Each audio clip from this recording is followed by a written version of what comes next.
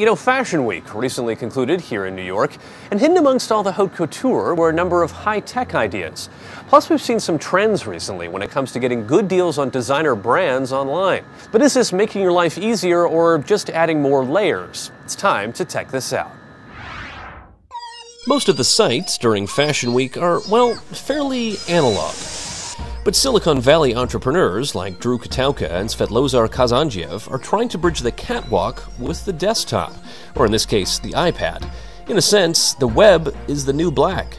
Historically, there's been a bit of a rift between technology and fashion. I mean, right off the bat, there's a big geography gap. Silicon Valley, where technology is headquartered, is over here, and it's a 7-hour plane flight to New York, where fashion is headquartered. And Silicon Valley is a bit of a t-shirt wearing culture, and fashion also has had a reputation for being a bit of a slow adopter to technology. But actually right now, both sides of the aisle are looking at each other and seeing that there is a huge opportunity. It's an idea that designers like Bubu Mohaptra have latched onto. For me, it's kind of an educational tool for myself as I'm shaping up my brand. And what this does is that this is an amazing tool, connects me with the ultimate consumer directly, and I can hear their feedback directly and ask them questions.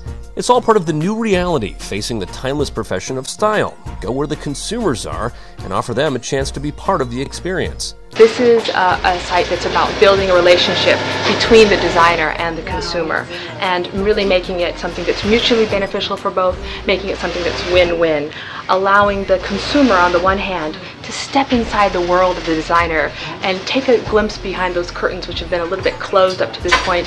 PassportStyle.com is an official collaboration with the Council of Fashion Designers of America. Its initial goal is to raise the profile of emerging designers with their younger and wired fans. Some of the things that you can do as a consumer are ask designers questions, answer their questions, and maybe impress those designers with your creative responses.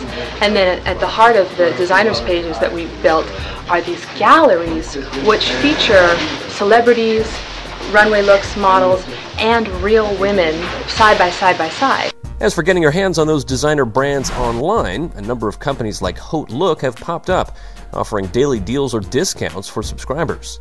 So every morning, like I said, we send alerts to our members, and those emails and those notifications are very easily read through the mobile devices, whether it's an iPhone or a BlackBerry.